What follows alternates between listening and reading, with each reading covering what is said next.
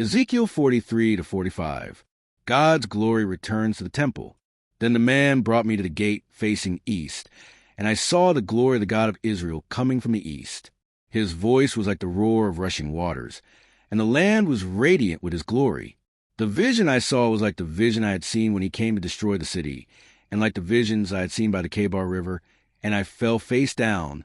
The glory of the Lord entered the temple through the gate facing east. Then the Spirit lifted me up and brought me into the inner court, and the glory of the Lord filled the temple. While the man was standing beside me, I heard someone speaking to me from inside the temple.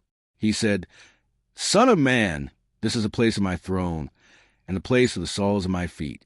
This is where I will live among the Israelites forever. The people of Israel will never again defile my holy name, neither they nor their kings, by their prostitution, and the funeral offerings for their kings at their death. When they place their threshold next to my threshold, and their doorpost beside my doorposts, with only a wall between me and them, they defile my holy name by their detestable practices. So I destroyed them in my anger. Now let them put away from me their prostitution, and the funeral offerings for their kings, and I will live among them forever. Son of man, describe the temple to the people of Israel, that they may be ashamed of their sins. Let them consider its perfection, and if they are ashamed of all they have done, make known to them the design of the temple, its arrangement, its exits and entrances, its whole design and all its regulations and laws. Write these down before them, so that they may be faithful to its design and follow all its regulations. This is the law of the temple. All the surrounding area on top of the mountain will be most holy. Such is the law of the temple. The great altar restored. These are the measurements of the altar in long cubits, that cubit being a cubit and a handbreadth. Its gutter is a cubit deep and a cubit wide, with a rim of 1 span around the edge. And this is the height of the altar. From the gutter on the ground up to the lower ledge that goes around the altar, it is 2 cubits high, and the ledge is a cubit wide. From this lower ledge to the upper ledge that goes around the altar, it is 4 cubits high, and that ledge is also a cubit wide. Above that, the altar hearth is 4 cubits high, and 4 horns project upward from the hearth. The altar hearth is square, 12 cubits long and 12 cubits wide. The upper ledge also is square, 14 cubits long and 14 cubits wide. All around the altar is a gutter of 1 cubit, with a rim of half a cubit. The steps of the altar face east. Then he said to me, Son of man, this is what the sovereign Lord says. These will be the regulations for sacrificing burnt offerings and splashing blood against the altar when it is built. You are to give a young bull as a sin offering to the Levitical priests of the family of Zadok, who come near to minister before me, declares the sovereign Lord. You are to take some of its blood and put on the 4 horns of the altar and on the 4 corners of the upper ledge and all around the rim, and so purify the altar and make atonement for it. You are to take the bull for the sin offering and burn it in the designated part of the temple area outside the sanctuary. On the 2nd day you are to offer a male goat without defect for a sin offering, and the altar is to be purified as it was purified with the bull. When you have finished purifying it, you are to offer a young bull and a ram from a flock, both without defect. You are to offer them before the Lord, and the priests are to sprinkle salt on them and sacrifice them as a burnt offering to the Lord. For 7 days you are to provide a male goat daily for a sin offering. You are also to provide a young bull and a ram from a flock, both without defect. For 7 days they are to make atonement for the altar and cleanse it. Thus they will dedicate it. At the end of these days, from the 8th day on, the priests are to present your burnt offerings and fellowship offerings on the altar. Then I will accept you, declares the sovereign Lord. The priesthood restored. Then the man brought me back to the outer gate of the sanctuary, the one facing east, and it was shut. The Lord said to me, This gate is to remain shut. It must not be opened. No one may enter through it. It is to remain shut because the Lord, the God of Israel, has entered through it. The prince himself is the only one who may sit inside the gateway to eat in the presence of the Lord. He is to enter by way of the portico of the gateway, and go out the same way. Then the man brought me by way of the north gate, to the front of the temple. I looked and saw the glory of the Lord filling the temple of the Lord, and I fell face down. The Lord said to me, Son of man, look carefully. Listen closely and give attention to everything I tell you concerning all the regulations and instructions regarding the temple of the Lord. Give attention to the entrance to the temple and all the exits of the sanctuary. Say to rebellious Israel, this is what the sovereign Lord says. Enough of your detestable practices, people of Israel.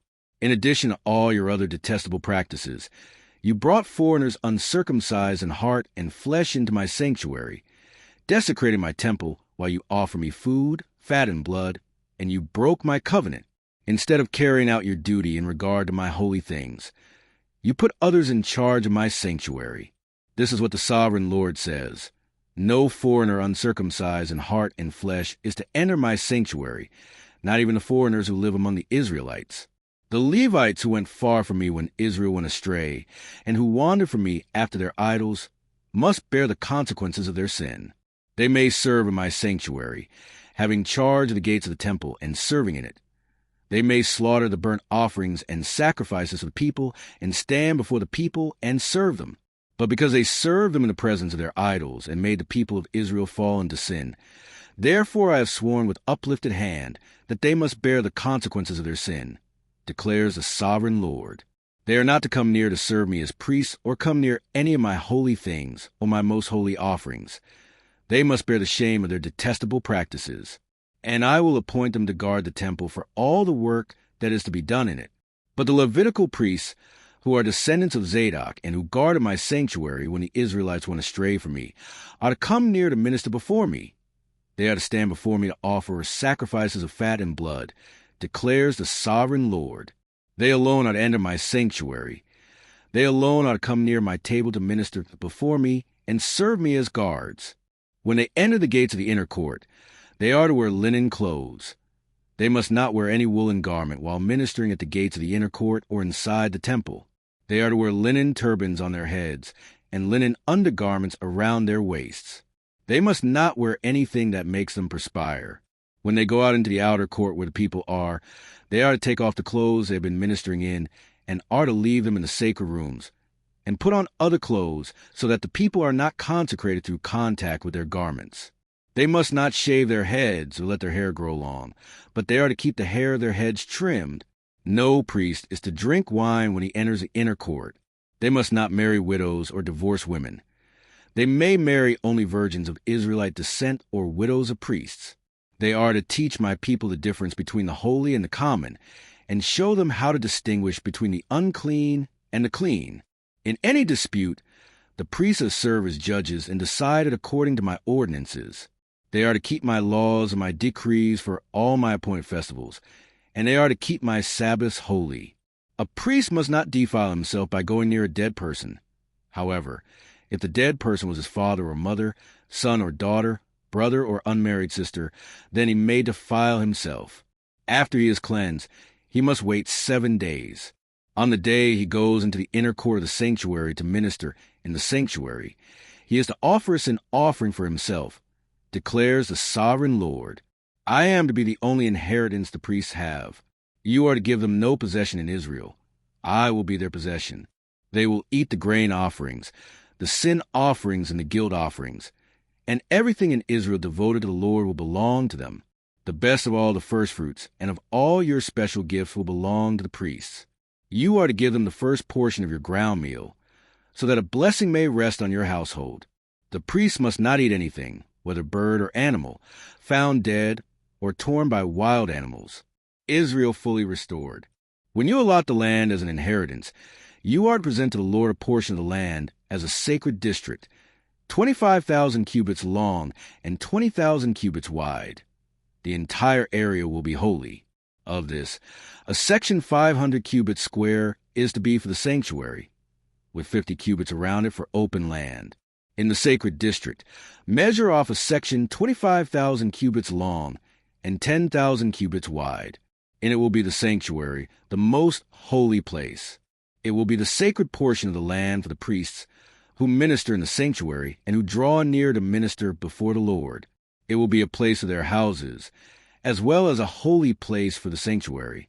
An area 25,000 cubits long and 10,000 cubits wide will belong to the Levites, who serve in the temple, as their possession for towns to live in. You are to give the city as its property an area 5,000 cubits wide and 25,000 cubits long, adjoining the sacred portion. It will belong to all Israel. The prince will have the land bordering each side of the area formed by the sacred district and the property of the city.